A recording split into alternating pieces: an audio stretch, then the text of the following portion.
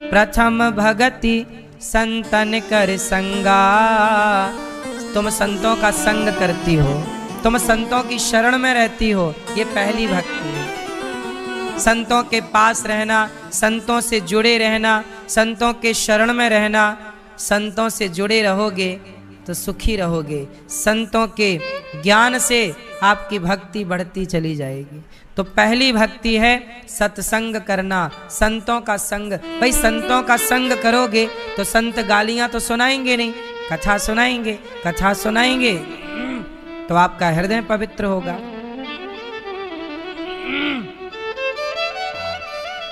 तो आपका पहली भक्ति मजबूत है, आप संतों की शरण में हैं। शबरी के गुरु हैं मतंग ऋषि, वो वहीं रहती है गुरु जी के आश्रम में और वहीं सेवा करती है ना। तो पहली भक्ति है गुरुजनों की सेवा और शरणागति गुरुजनों में। प्रथम भगति संतन कर संगा, संतों का संग करो। पहली भक्ति तुम में है शबरी माता। दूसरे रति मम कथा प्रसंगा, भगवान की कथाओं से प्रेम, भगवान की कथाओं से प्रेम तो होना चाहिए। जब भी सुनने को मिले बड़ी श्रद्धा से भगवान की कथा सुनो। आपको भले पता है कथा, फिर भी सुनो।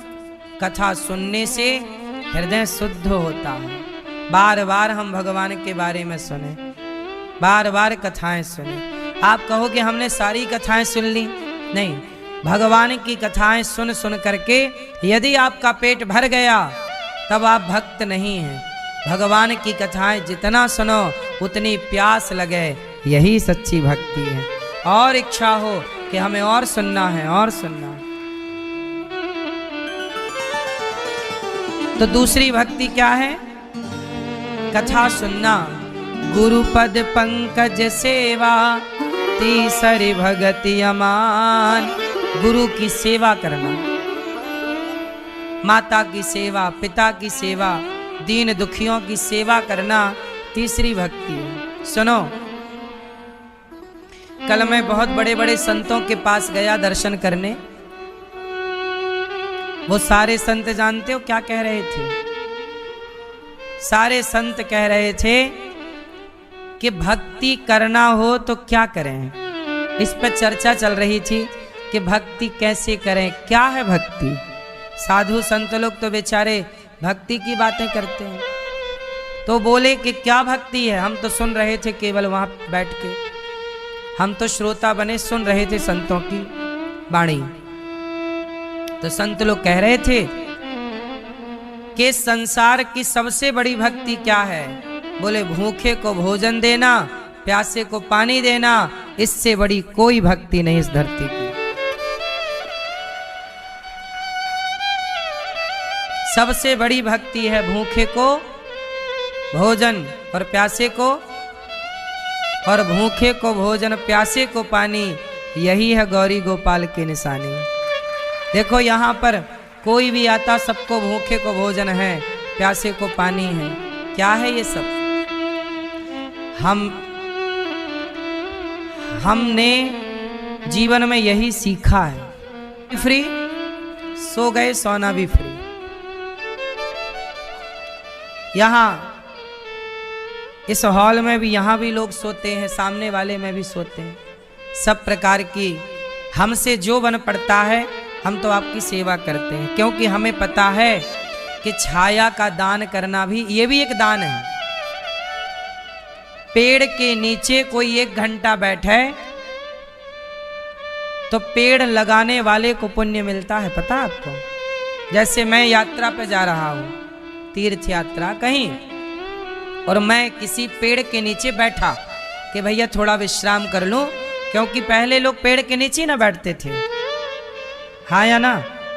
तो पेड़ के नीचे यदि मैं बैठा 1 घंटा, तो आपको बता दूं शास्त्रों में ऐसा लिखा है कि जो पेड़ लगाने वाला है, जैसे आपने पेड़ लगाया और आपको पता नहीं चला, और आपके लगाए पेड़ की छांव पे कोई साधु बैठा, कोई भक्त बैठा, तो वो पुण्य आपको मिलेगा। इसलिए वृक्षारोपण करना चाहिए। चिड़िया घोंसला बनाए आपके पेड़ पर, पुण्य मिलता है। हाँ या ना? नर्मदा परिक्रमा होती है, तो नर्मदा के किनारे जिन लोगों का घर है वो घर वाले क्या करते हैं, परिक्रमा वासियों को रात को अपना भोजन भी करा देते, भैया आओ भोजन कर लो, रात को यहीं सो जाना। ये भी तो एक पुण्य है। आपने किसी को रात भर के लिए आश्रय दिया, बताओ ये पाप है कि पुण्य है? है? किसी यात्री को आपने भोजन दे दिया और किसी यात्री को आपने आश्रय दे दिया विश्राम का, रात का, पुण्य है। यही काम वर्षों से गौरी गोपाल में हो रहा है। लोग आते हैं प्रेम से प्रसाद, और ये सब आपके सहयोग से, आप लोग सहयोग करते हो तो आपके द्वारा माताओं को छाया मिलती है, माँओं को आश्रय मिलता है, भक्तों को आश्रय मिलता है। जब आप किसी को आश्रय देते हैं तो भगवान भी आपको आश्रय देते हैं। आपका किसी का घर ना बन रहा हो, जैसे आप लोग घर बनवाना चाहते हैं और घर नहीं बन रहा है, बड़ी अड़चन आ रही है, तो क्या करें? तो एक छोटा सा उपाय बताता हूं, कर लेना, घर जल्दी बन जाएगा आपका। घर बनने में जो अड़ंगे आ रहे हैं समाप्त हो जाएंगे। क्या करना है? एक घड़ा लेना है। क्या लेना है?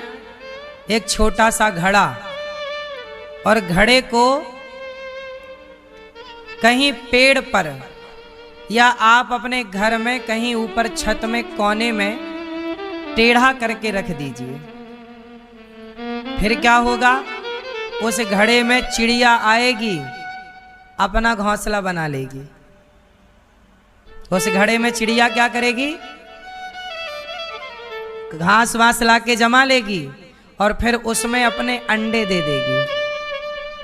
फिर उसमें उसका घर बसेगा, उसका परिवार। जब आप किसी के लिए घर बनाते हैं, चिड़िया के लिए, तो भगवान आपके लिए बना देते हैं। चलो, तुमने किसी का बना, जब तुम किसी का बनाते हो तो तुम्हारा बनता है। तुम किसी का बिगाड़ते हो तो तुम्हारा बिगड़ता है। इसलिए आपके आसपास चिड़िया होती ही है। अब देखो, अब चिड़ियाओं का ये सीजन चल रहा है। अब चिड़िया, बारिश आने वाली है, तो बारिश के पहले ना चिड़िया लोग अपना घोंसला बनाती हैं। अभी गर्मी में सारी हरी हरी सूखी सूखी घास लाएंगी और अब घोंसला बनाना स्टार्ट हो चुका चिड़ियों का। पता आपको? आपने देखा होगा इस समय, इस मौसम में देखिएगा चिड़ियों के चोंच में ना तिनका दबा होगा। कहीं भी चिड़िया जाएगी, एक तिनका उठाएगी, फुर्र से उड़ जाएगी। मतलब ये चिड़िया तिनके इकट्ठे क्यों कर रही है? वो कहीं ना कहीं अपना घर बना रही है। तो आप उसकी क्या मदद कर सकते हैं? एक घड़ा, उसको आसान हो जाएगा। ऐसी जगह पर जहां बिल्ली बिल्ली ना पहुंचे, पेड़ पर कहीं भी अपने घर के ऊपर सेफ्टी दे करके आप एक चिड़िया के लिए व्यवस्था करो। आपकी व्यवस्था ईश्वर ना करें तो कह देना। आप किसी वृद्ध माँ को, जो बेचारी घर से निकाली सताई गई, आप उन्हें आश्रय दे दो। भले गौरी गोपाल में एक कमरा बनवा कर वृद्ध माँ को आप दे दो, तो ये भी आश्रय है कि आप, बहुत लोगों ने कमरे बनवा कर वृद्ध माँ को दिए, आप सबने दिया, तब माता यहाँ रहती हैं।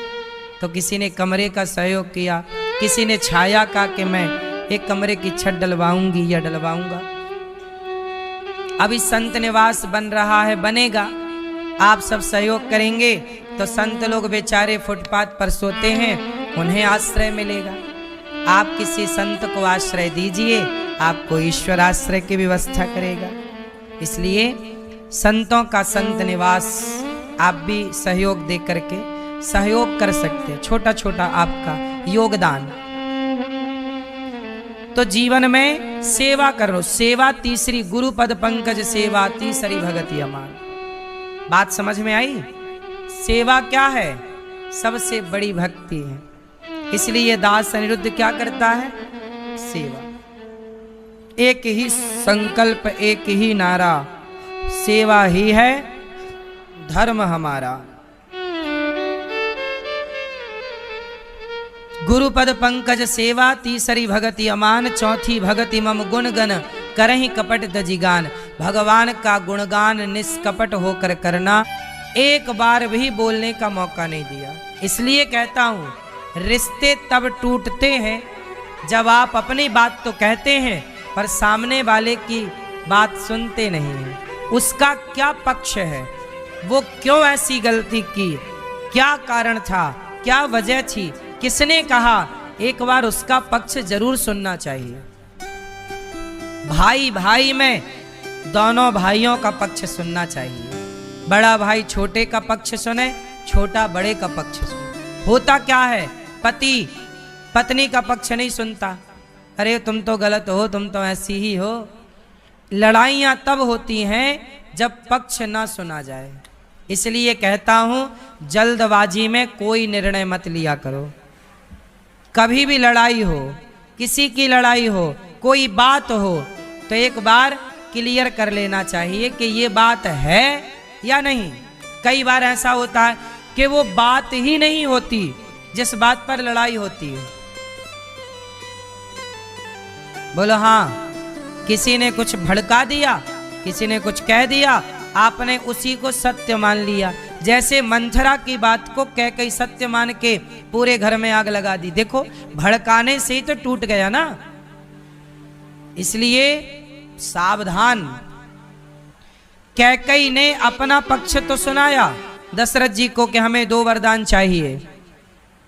आपने मेरे बेटे को ननिहाल भेज दिया और अपने बेटे को राजा बनाने की तैयारी करने लग गए। लेकिन कैकई ने दशरथ जी का पक्ष नहीं सुना। दशरथ जी कह रहे थे कि कैकई, मैं तुझे सरप्राइज देना चाह रहा था, तूने ही तो कहा था कि राम को राजा बनाओ। कैकई बोली कि आप तो 1 महीने से तैयारी कर रहे हैं। दशरथ जी बोले नहीं, तैयारी तो कल से शुरू हुई है। हम गुरुजी के पास कल ही गए थे पूछने के राम को राजा कब बनाए।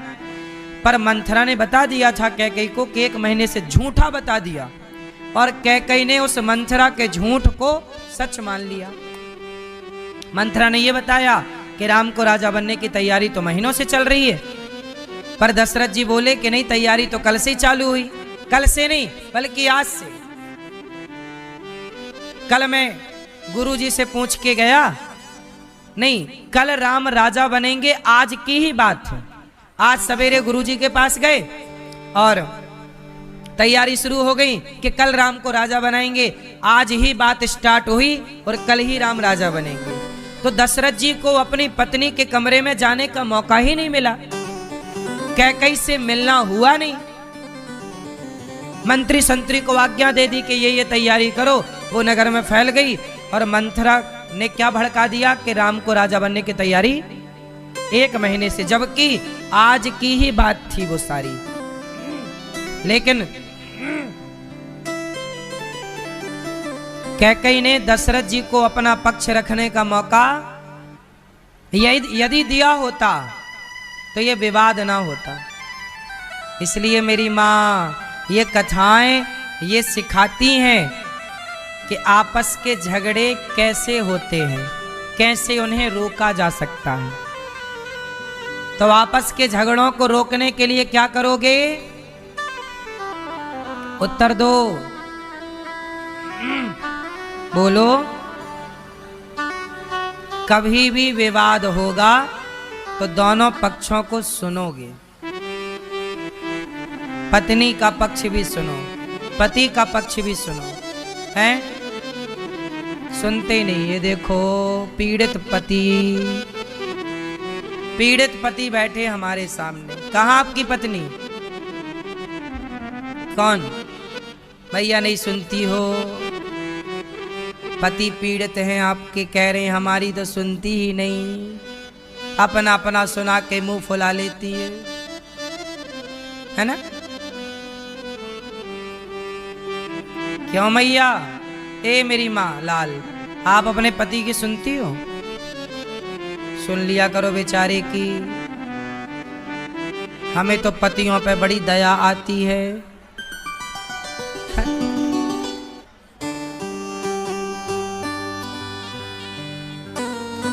बेचारे रो भी नहीं सकते। मैया बैठो,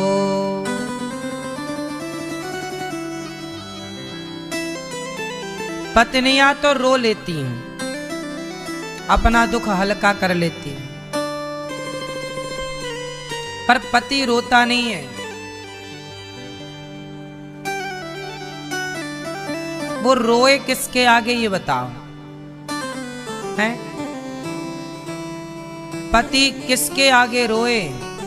पत्नी तो माँ के आगे रो लेती है।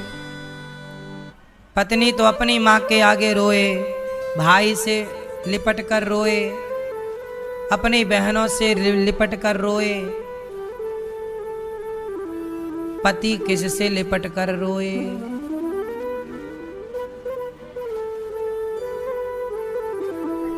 इसलिए पतियों को अटैक ज्यादा आता है। कहते नहीं ना, दुख रखे रहते हैं। इसलिए मैया पतियों को भी जीने दो।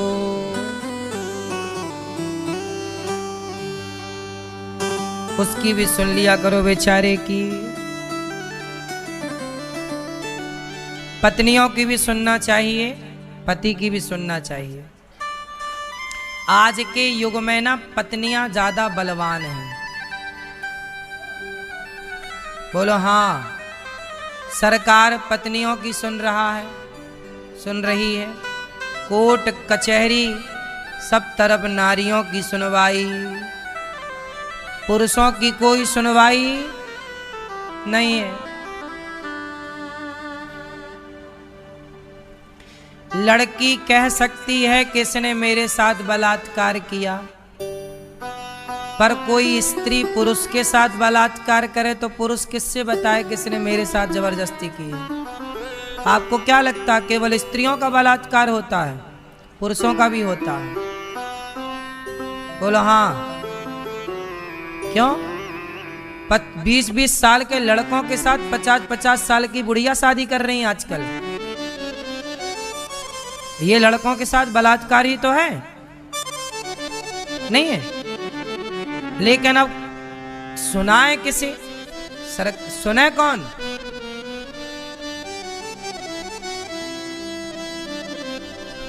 इसलिए सुनवाई दोनों की हो, दोनों का पक्ष होना चाहिए। हमारे समाज में क्या मान्यता है कि लड़का लड़की एक समान, दोनों को बराबरी का अधिकार है। जब बराबरी का अधिकार दोनों को है तो सुनवाई फिर लड़कियां ही दहेज का केस लगा लगा के बंद करा देती हैं, पुरुषों को अपना पक्ष रखने का मौका। और इससे होता क्या है? स्त्रियां भी परेशान होती हैं। भाई तुम्हारी बहू तुम पर आरोप लगा देगी दहेज का, तो तुम उस घर में स्त्री माता के रूप में हो, तुम भी तो प्रताड़ित होगी। मतलब स्त्री के प्रताड़ना से स्त्री भी तो प्रताड़ित होती है। कितने लोग बेचारे झूठे जेल काट रहे हैं बहुओं की प्रताड़ना से। दहेज का केस लगा दिया, कुछ भी लगा दिया। अब मैं जेल में कथा करने गया, सुनो, भोपाल जेल की एक सच्ची घटना बोल रहा हूं। मैं सब जगह जाता हूं ना, मुझे ज्यादा तक भ्रष्टाचार की बलि चढ़ता है हमारे देश में। एक आंगनवाड़ी वाली बहन आई, बताई गुरुजी आता है जितना उसमें से 12-15 किलो देना पड़ता है अधिकारियों को। अब सोचो कि 100 आंगनवाड़ी केंद्र हैं आपके अंडर में, अधिकारियों के अंडर में होते 100 आंगनवाड़ी। अब 100 आंगनवाड़ी केंद्र ने सब केंद्रों से 12-12 किलो इकट्ठा किया गया या 15-15 किलो इकट्ठा किया गया। तो अब देखो लंबी क्वांटिटी हो गई, वो बेच देंगे, वो पैसे मिल के खा लेंगे। दवाइयाँ आती हैं बच्चों के नाम की, वो बिक जाती हैं। दलिया आता है, सब चीज़ें भगवान जाने क्या क्या आता है, हम तो देखते नहीं क्या आता है। लेकिन भ्रष्टाचार तो देखो आंगनवाड़ी में भी है। बोलो हाँ, ये बात सही है कि गलत है? फिर सबसे छोटी शुरुआत वेश आंगनवाड़ी, जो बच्चों के नाम का दलिया आता है, 2 साल 3 साल के बच्चों का, वो तक खा जाते हैं भ्रष्टाचारी। इसलिए अंधा कानून नहीं चाहिए। कैसा चाहिए? बोलो, आंख वाला।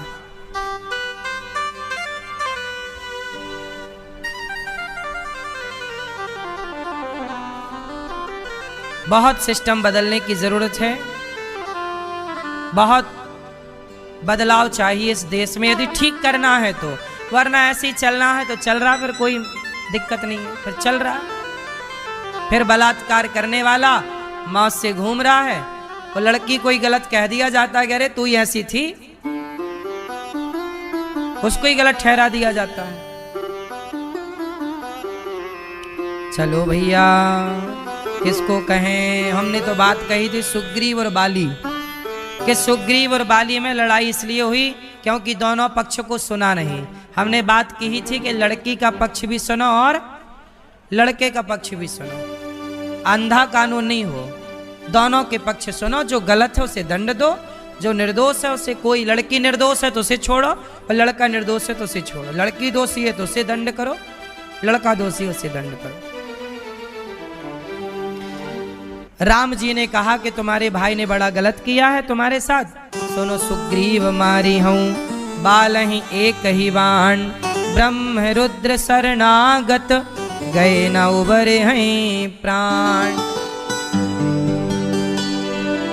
सुनो सुग्रीव, ए सुग्रीव सुन, राम बोले सुनो सुग्रीव मारी हूं, सुनो सुग्रीव मैं मारूंगा बाली को एक ही बाण से, कहीं ना जाए, कोई बचाने वाला नहीं। राम जी ने प्रतिज्ञा कर ली मैं बाली को एक बाण से मारूंगा। अब राम जी सुग्रीव को भेजते हैं, जाओ बाली से युद्ध करो। बाली सुग्रीव का युद्ध हुआ, राम जी ने बाण उठाया, राम जी ने मारा नहीं, सुग्रीव पिट करके फिर आ गया। सुग्रीव बोला राम जी मैंने बोला था ना कि आप नहीं मार पाओगे। राम जी बोले भैया मैं मार तो देता, पर तुम दोनों भाइयों की शकल एक सी थी, मुझे लगा कि कहीं कन्फ्यूजन में तुम ना मर जाओ, दोनों एक से दिखते हो ना। तो राम जी ने अपनी माला उतारी और सुग्रीव के गले में डाली, अब पहचान हो गई। राम जी ने बाण मारा, बाली को लगा छाती पर जाकर। अच्छा, राम जी ने बाली को छिप करके मारा। कैसे मारा? कैसे मारा? क्यों मारा? बोलो क्यों मारा? सामने से भी तो मार सकते थे। सामने से इसलिए नहीं मारा क्योंकि सामने जाते राम जी तो बाली की राम जी से तो कोई शत्रुता थी नहीं, तो बाली राम जी की शरण में आ जाता। भाई हमारी आपसे दुश्मनी नहीं है तो हम आपसे क्यों लड़ेंगे? राम जी की बाली से कोई दुश्मनी नहीं थी, तो बाली के राम जी जाते तो बाली दौड़ करके राम जी की शरण में आ जाता, और शरण में बाली आता तो शरण में आए हुए को राम जी मारते नहीं है कभी। और यदि राम जी शरण में आए हुए को नहीं मारते तो फिर बाली को राम जी नहीं मारते, तो सुग्रीव को वचन दिया था कि मैं बाली को मारूंगा, तो फिर सुग्रीव को दिया गया वचन का क्या होता? अच्छा, बाली को ना मारते तो सुग्रीव क्या बोलता? अच्छा आपने बाली से हाथ मिला लिया। फिर सुग्रीव क्या बोलता कि आप तो मेरे मित्र थे और आपने हाथ मिला लिया बाली से, तो मित्र को धोखा देने का राम जी पर कलंक लग जाता। राम जी पर कौन सा कलंक लग जाता? क्योंकि सुग्रीव और राम क्या हो गए? मित्र हो गए। और राम जी बोल दिए हैं कि इसने तेरी पत्नी को अपहरण किया है, मैं इसे मारूंगा। और राम जी की शरण में बाली आ जाता तो राम जी मजबूर हो जाते उसे ना मारने के लिए, और नहीं मारते तो सुग्रीव बोलता कि देखो आपने मेरे से बोला था मारूंगा पर आपने नहीं मारा। फिर राम जी की बात झूठी हो जाती। बोलो हाँ, राम जी का वचन। और राम जी कहते हैं कि प्राण जाए पर, तो वचन की रक्षा करनी है। इसलिए राम जी ने छिप के मारा कि बाली मुझे ना देखने पावे, क्योंकि देख लेता तो बाली राम की शरण में जरूर आता, और शरण में जाता तो राम जी फिर उसे ना मारते। अब राम जी पर 2 आरोप लगने तय हैं। पहला आरोप, यदि नहीं मारते तो ये आरोप लगेगा कि राम जी ने अपने मित्र को धोखा दिया, सुग्रीव को। लगता? बोलो हाँ या ना। और यदि राम जी छिपके मारते हैं तो ये आरोप लगेगा कि राम जी ने बाली को छिपके क्यों मारा। आरोप तो लगने ही थे राम पर।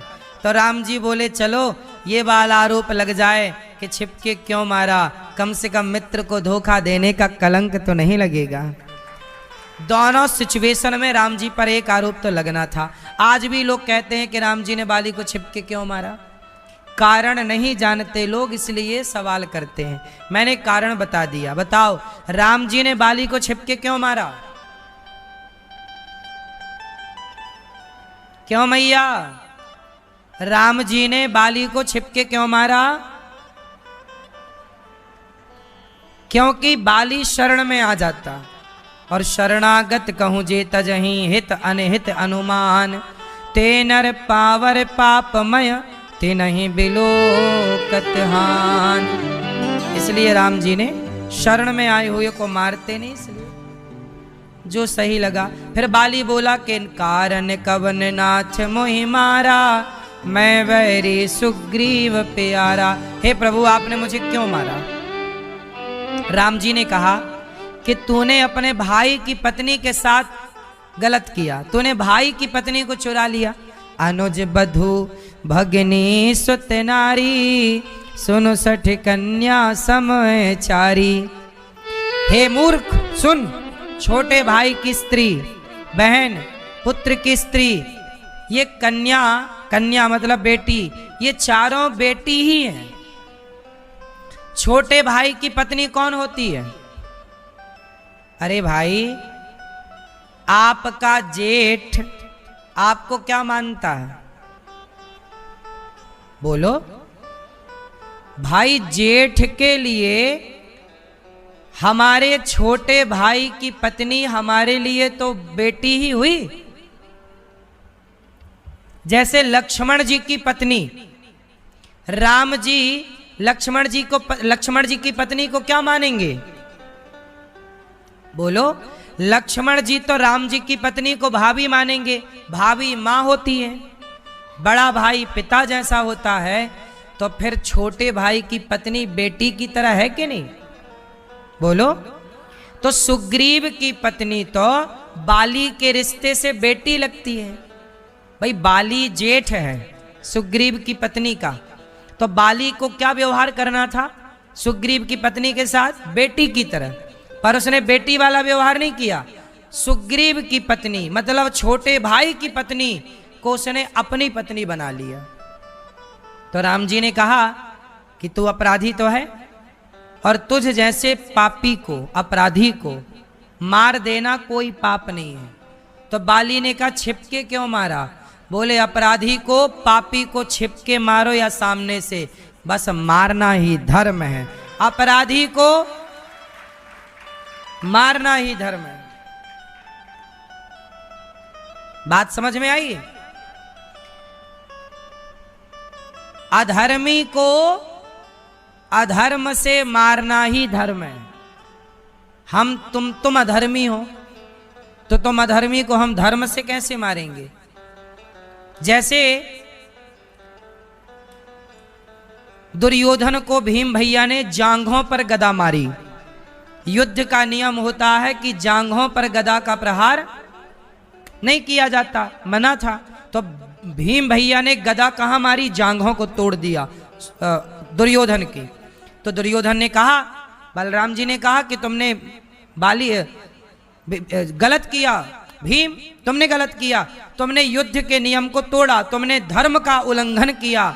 तब भगवान कृष्ण बोले कि दाऊ भैया, बलराम जी, जब ये द्रौपदी को अपनी जांघों पर बिठाने की बात कर रहा था तब क्या वो धर्म था? जब भरी सभा में ये द्रौपदी के कपड़े उतार रहा था तब क्या वो धर्म था? इस अधर्मी को, दुर्योधन जैसे अधर्मी को अधर्म से मारना ही धर्म है। इनके लिए कौन सा धर्म देखें भाई साहब? तुमने कौन सा धर्म देखा था? तुमने धर्म का आचरण किया होता तो हम तुम्हारे लिए भी धर्म देखते। बोलो सही है कि गलत है?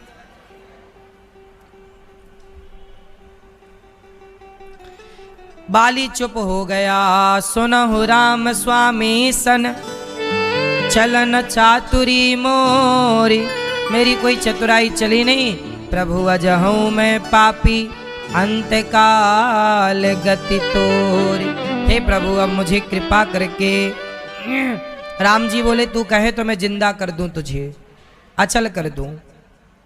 अचल करूं तनु राखूं प्राणा, अचल कर। नहीं नहीं, बाली बोला जन्म जन्म मुनि जतन कराही, अंत राम कहियावत नाही। आपका दर्शन हमें सामने से हो रहा है, लोग तो आपका दर्शन क्या नाम लेना, मरते समय लोग नाम नहीं ले पाते, अब आप सामने खड़े हो, अब मैं जी के क्या करूँगा प्रभु, आपका दर्शन करते करते मेरे प्राण जाएं, बस यही कृपा करो।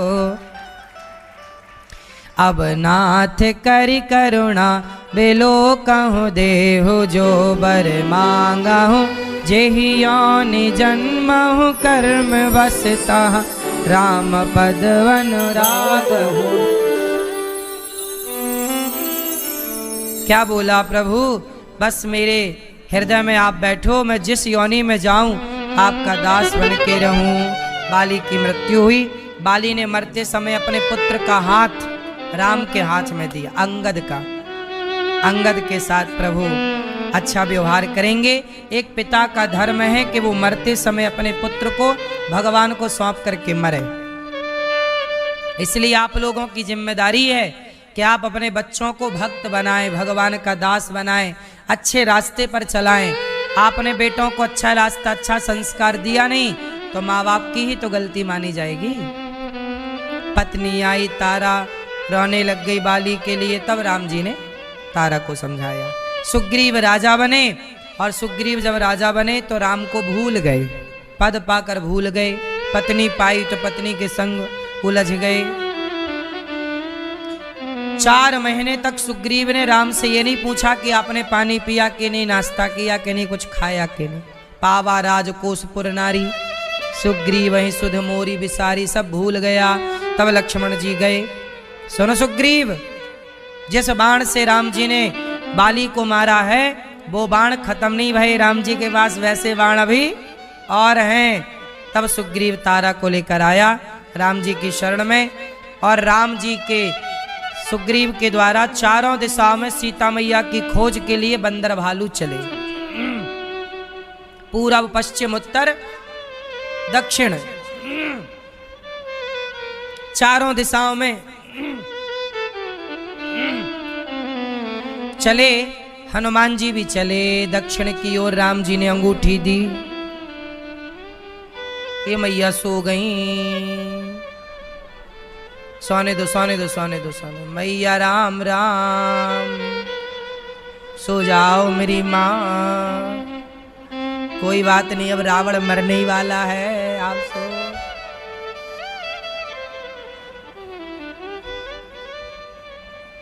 आओ मैया सुनो,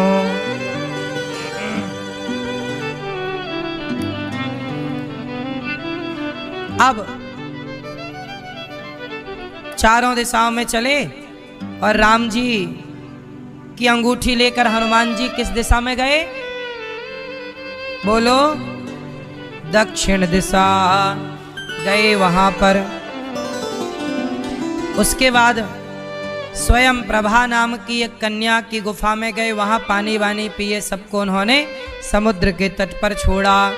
समुद्र के तट पर जब गए तो वहां पर पानी ही पानी, आगे कुछ है नहीं। तो संपाति मिला, जटायु जी का भाई। संपाति जी ने कहा कि मैं तुम सबको खाऊंगा। तो सब रोने लगे कि ये संपाति देखो, इससे अच्छा जटायु था, राम के लिए प्राण त्याग दिए, सीता मैया के लिए। संपाति बोला कि तुम जटायु को कैसे जानते हो? बोले राम जी की सेवा की उसने। तब संपाति बोला वो तो मेरा सगा भाई था, हम बिछड़ गए थे। अब संपाति बोला सुनो, मैं भी तुम्हारी मदद करूंगा। कुछ दिन पहले रावण एक स्त्री को यहाँ से चुरा के ले तो गया था, वो बड़ी चिल्ला रही थी। तो संपाति बोला मैं देखकर बताता हूँ वो कहाँ है। संपाति गीध राज हैं और गीधों की दृष्टि बड़ी लंबी होती है।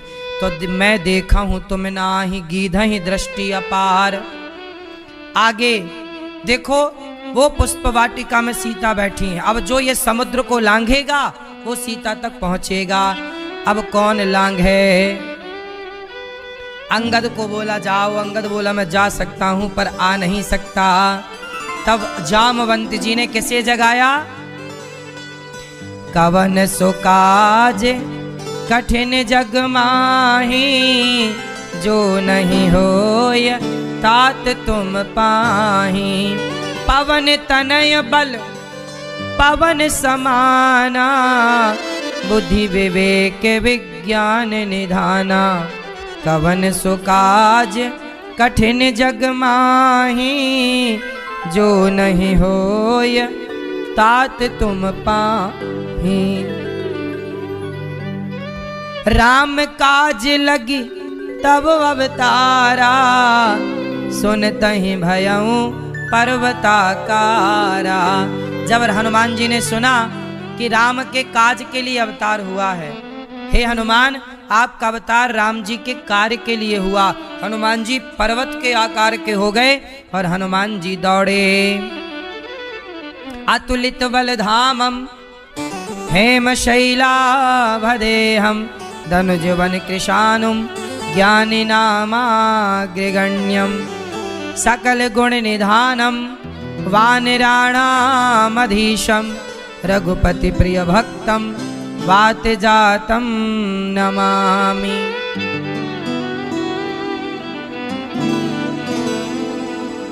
अब देखो अतुलित बल धामम, अतुलित बल हनुमान जी का। जैसे ही सुना कि राम के लिए अवतार हुआ है तो जामवंत के बचन सुहाए, सुनि हनुमंत हृदय अति भाए। तब लगी मोहि पर क्यों तुम भाई, सही दुख कंद मूल बल खाई। जब लगी आवो सीता ही देखी, मोहि है काज मोहि हरस विशेषी। यह कही नाई सवन कहूँ माथा, चलो हरस ही धरि रघुनाथा। सिंधु तीर एक भूधर, कौतुक कूद चढ़ो पर। बार बार रघुवीर समारी, तर क्यों पवन तनय बलवारी। यही गिर चरण दे ये हनुमंता, चलो सुगा पाताल तुरंता। जिमि अमोघ रघुपति करवाना, यही भांति चलो हनुमाना। चल निधि रघुपति दूत बिचारी, ते मैं नाके होई श्रमवारी। हनुमान तेहि परसान, कर पुण्य कीन प्रणाम। राम काज कीने बिना, मोहि कहाँ विश्राम। सियावर राम जय जय राम, मेरे प्रभु राम जय जय राम। करो कल्याण जय जय राम। हनुमान जी चले लंका, यहीं से सुंदर कांड प्रारंभ। हनुमान जी लंका गए तो मैनाक पर्वत आ गया। बोले थोड़ा विश्राम कर लो। हनुमान जी बोले नहीं, राम का काम जब तक नहीं होता तब तक हम विश्राम। ये युवाओं के लिए एक बढ़िया मैसेज है। और मैसेज क्या? कि जब तक आप अपने लक्ष्य को ना पालो, जब तक आप अपने काम को सफल ना बना लो, तब तक आपको विश्राम नहीं करना चाहिए। आजकल के लड़के क्या गलती करते हैं? ज़्यादा विश्राम करते हैं, ज़्यादा सोते हैं, ज़्यादा आराम करते हैं। जो उम्र तपने की है वो आराम में जारी। आराम बुढ़ापे में मिलना है साहब।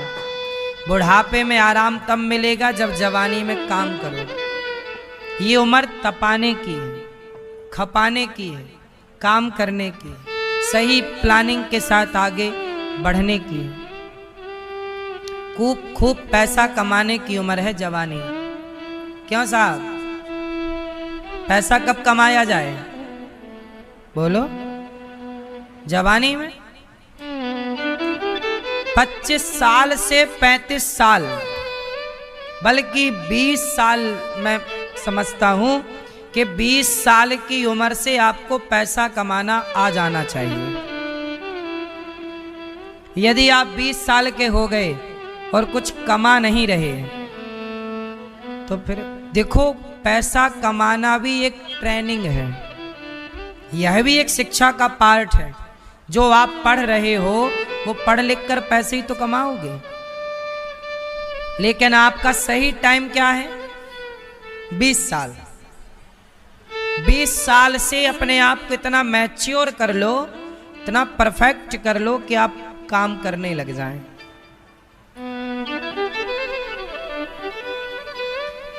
ये दास अनिरुद्ध में 17-18 साल की उम्र से कमाने लगा था पैसे, काम करने लगा था। काम कर करके अपने घर गृहस्थी, अपने घर की जिम्मेदारियां उठाने लग गया था। आटा दाल चावल है कि नहीं, मैं पैसे ला करके अपनी मां को देने लग गया था कमा कमा के। फिर पैसे कमाओ साहब, पैसे कमाना चाहिए पर ईमानदारी के साथ। मेहनत की कमाई पर खूब भरोसा रखो, बेईमानी का 1 रुपए आपकी तरफ ना आने पावे। हनुमान जी का कथन ये है कि जब तक लक्ष्य ना मिल जाए ठहरो मत।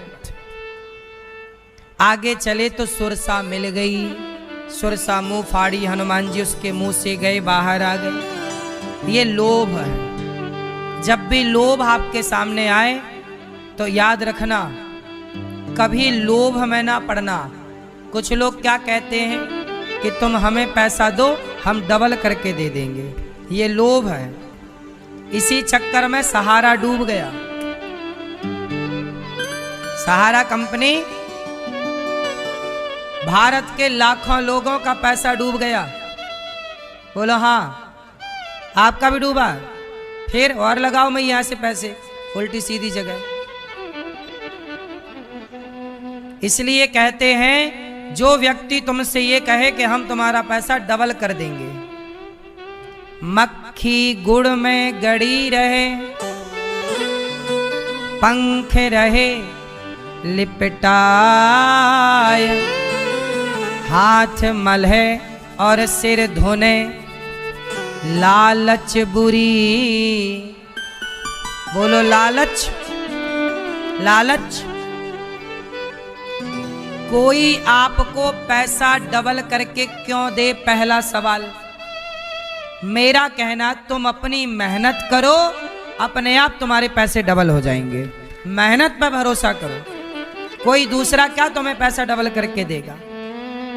सट्टा ना खेला करो। ये भी एक सट्टा था कि लोगों ने फलानी कंपनी में पैसा लगाया और वो कंपनी भाग गई। अब लगे रोने, कई लोग तो बर्बाद हो गए, सारी जिंदगी की कमाई लेके भाग गए। भाई, आपका पैसा 5 साल तक आपने कमाया और कोई 5 साल की कमाई लेके भाग जाए तो आप तो 5 साल पीछे चले गए ना। बात समझो। इसलिए आपका 1 भी रुपए कोई खाए ना, इसका आपको ख्याल रखना चाहिए। रिश्ता भाई भाई का, पर हिसाब पाई पाई का।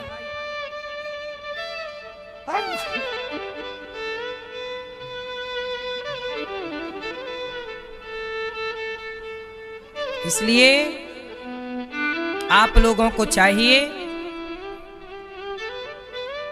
कि लोभ में ना पड़ो। शेयर मार्केट में भी लोग पैसा लगा करके बहुत लोग फायदा पा लेते हैं, पर फायदा पाने वाले केवल 20 लोग होते हैं, 80 लोगों को केवल नुकसान होता है। बात सही है कि गलत है? 20 लोग फायदा पाते हैं, जिनको तौर तरीके पता हैं। जिनको पता नहीं है वो शेयर मार्केट में पैसा लगा करके और हप्पुस हो जाते हैं, खत्म। बोलो हाँ। इसलिए पैसे सब जगह ना लगाओ। पैसे कहाँ लगाने चाहिए? पैसे का सही इन्वेस्टमेंट क्या है? पैसे हैं तो क्या करें?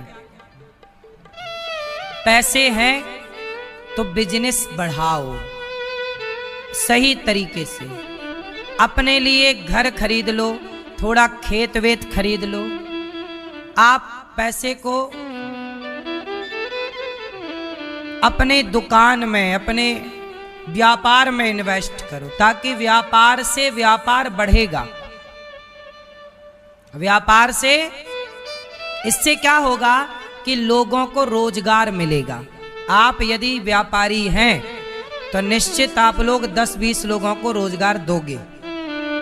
एक व्यापारी 20, 25, 50, 100 लोगों को रोजगार देता है। ये बात सही है कि गलत है? इसलिए आप अपने व्यापार को बेहतर बनाओ, ईमानदारी से चलाओ।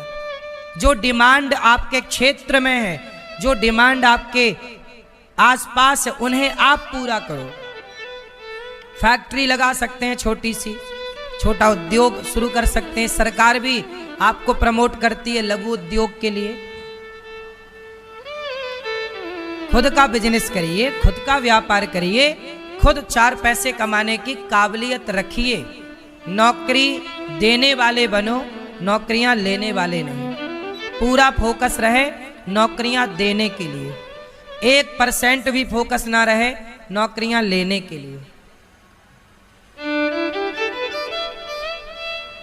बात सही है? समय बर्बाद ना करो, पैसे बर्बाद ना करो, पैसे की कदर करो, पैसे की कीमत समझो। तुम लोग सिगरेट पी लेते हो 20 रुपए की, शराब पी लेते हो, ये पैसे का दुरुपयोग है। तंबाकू खाया, थूक दिया, पैसे वेस्ट हो गए, कैंसर और मिला। देखो साहब, पैसे कमाना भी है। कैसे कमाएं? एक आदमी है, वो पैसे, उसने क्या किया? गुटखे की फैक्ट्री खोल ली। किसकी फैक्ट्री खोल ली? एक आदमी है, उसने गुटखे की फैक्ट्री खोली और हजारों करोड़ कमाए, लेकिन लाखों लोग कैंसर से मर गए। उसके गुटखा खाने से कैंसर होगा, कैंसर से लाखों लोग मर गए। आपने गुटखा बेच नाश करना पड़ा। चाय उनकी अलग टर्न होती है। क्यों? कैसे बोलते हैं भैया? चाय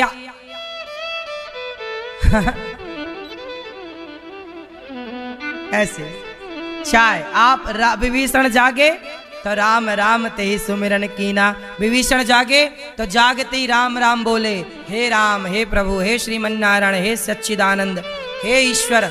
जागो तो पहले ईश्वर को याद करो। और आप लोग जागते ही चाय बन गई क्या? मैया। इसलिए चाय पत्ती में ना कीड़े लगते हैं कई बार। वो जो पत्ती नहीं होती चाय पत्ती, चाय पत्ती भी तो एक फसल है, उसमें भी इल्ली लगती है। तो चाय पत्ती की इल्ली जो होती है ना, इल्ला जो होता है, ये वही लोग जो ज्यादा चाय पीते थे। जाओ अब पियो चाय। सवेरे राम राम नहीं जपेंगे, चाय चाय जपेंगे। इसलिए सवेरे क्या जपो?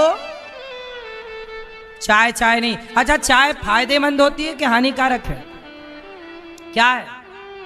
चाय फायदा करती है। भैया आप पीती हो चाय? हानि करती कि लाभ? तो काहे पीती हो? जानकार मैया, जानती सब हो, पिएंगी बराबर। आप पीती हो मैया चाय? पी ली मैया, सही खाओ मां कसम। लाल मैया आप चाय पीती हो? ए झूठ बोल रही हो मैया। तो वो तो वहां खड़ी खड़ी पी रही थी, तुम चाय कह रहे चाय नहीं पीते।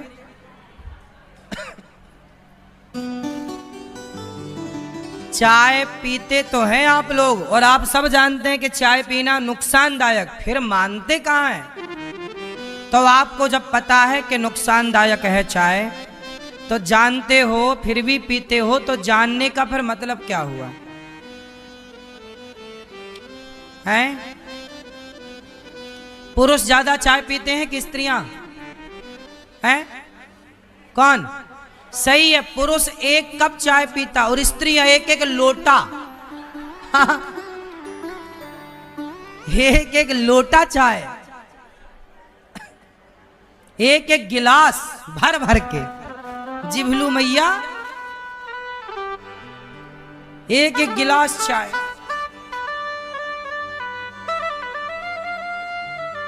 चाय बहुत सारी माताओं को शुगर है, डॉक्टर मना कर रहा चाय नहीं, चाय बिना कैसे रहेंगे, चाय मर रहे हैं शुगर से, फिर भी पिए जा रहे हैं। ऐसी बेवकूफी को क्या कहेंगे। इसलिए मेरी माँ, पीना है तो लस्सी पियो, दूध पियो। पीना है, चाय पीना है तो चाय की पत्ती में पानी डालो, उबालो, उसमें थोड़ा नींबू निचोड़ दो, और नींबू चाय पत्ती, उसमें दूध मत डालो। बिना दूध के आप काली चाय पी रहे हैं तो वह आयुर्वेद की दृष्टि से शरीर को लाभ पहुंचाएगी। पर यदि चाय पत्ती में दूध का संबंध हुआ तो वह एक प्रकार का पॉइजन बन जाता है, जो धीरे धीरे आपको हानि पहुंचाता है। बोलो हाँ, आप स्वीकार करो तो अच्छा, ना करो चाय के कुंड में तुम डुबकी लगाओ, हमें क्या।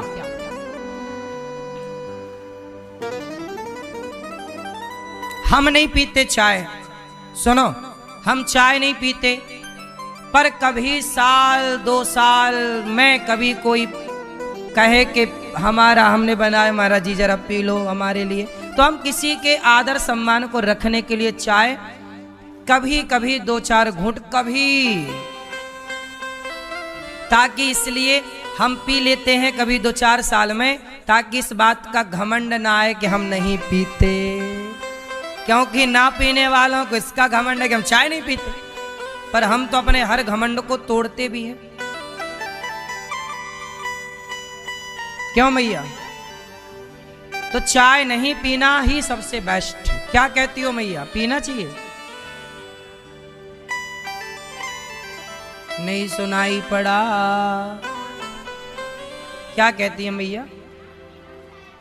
हैं?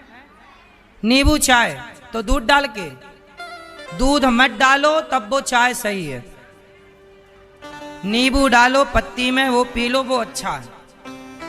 पढ़ लेना गूगल में, ये सब पता चल जाएगा कि क्या नुकसान है।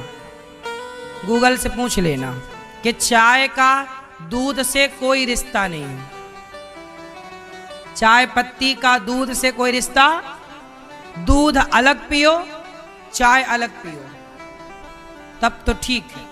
लेकिन अब कौन समझाए, इतना गहरा समझे कौन। सुनो, अब आगे हनुमान जी गए, विभीषण से मिले, राम राम हुई, मिलना हुआ, पता पूछा। विभीषण जी ने कहा क्या राम हम पर दया करेंगे? हनुमान जी बोले देखो भगवान इतने दयालु हैं कि उन्होंने हम पर दया की। कहाँ हूँ कवन में परम कुलीना, कपि चंचल सबही विधिहीना, अस में अधम सखा सुनु, मोहु पर रघुवीर, किन्हीं कृपा सुमरी गुण, भरे बिलोचन नीर। सुग्रीव पर हनुमान जी बोले कि राम बड़े दयालु हैं, उन्होंने मेरे बंदर पर कृपा की तो आप पर भी करेंगे। ठीक है, आगे हनुमान जी सीता माँ के पास पहुंचे, रावण आया, धमकाया, सीता माँ बड़ी दुखी थी, त्रिजटा आई, सपना सुनाई, हनुमान जी ने अंगूठी डाल दी। सीता मैया ने चकित चितव मुंदरी पहचानी, बोली यहाँ कैसे आई? तब हनुमान जी प्रकट हुए। हनुमान जी ने कहा माँ मैं राम का दूत हूँ, आपका दास हूँ, आपका पुत्र हूँ। सीता मैया ने स्वीकार किया। कहा बेटा कब आएंगे प्रभु? बोले मैया चिंता ना करो जल्दी आएंगे। हनुमान जी बोले बड़ी भूख लगी है। तो सीता मैया बोली कि भूख लगी है पर खाओगे क्या? यहाँ तो कुछ नहीं है। बोले ये फल लगे हैं पेड़ पर, खाऊं जाऊं? हनुमान जी बोले जाओ। सीता मैया बोले जाओ आप फल खाओ, परंतु फल खाओगे तो ये राक्षस लोग मारेंगे। हनुमान जी बोले मैया आप बिल्कुल चिंता ना करो, हमें कोई नहीं मारेगा, हमें कोई नहीं मारेगा। हनुमान जी गए, फल खाया सुतरु तोरे लागा, तोड़ने लग गए, खाने लग गए भगवान। रावण की सेना आई, मार दिया। अक्षय कुमार आया, मार दिया। मेघनाथ आया, हनुमान जी को पकड़ कर ले चला। ब्रह्मास्त्र ते साधा कपिमन कीन विचार, ब्रह्मास्त्र चलाया। हनुमान जी पर ब्रह्मास्त्र काम करता तो नहीं था, पर स्वीकार कर लिया। रावण के यहाँ खड़े हुए। रावण बोला, बंदर कौन है तू? हनुमान जी बोले, जाके बल लवलेश ते जितऊं चराचर झारी, तास दूत मैं आनी। हे रावण, मैं उनका दूत हूं जिनकी नारी को तुम चुरा कर ले आए हो। जाके बल लवलेश ते जितऊं चराचर झार, तास दूत मैं आनी। मैं उनका दूत हूं जिनकी नारी का तुमने हरण किया। रावण बोला, बंदर ज्यादा बातें करता है। हनुमान जी बोले, रावण सुधर जा, संभल जा। देख